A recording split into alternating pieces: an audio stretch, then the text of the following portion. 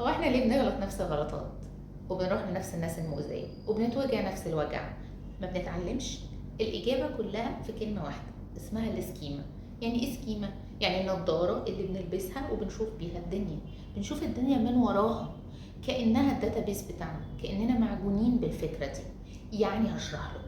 يعني لو انا ما خدتش الحب والامان وانا صغير، هبتدي اكبر ادور عليه بطريقه مش صح.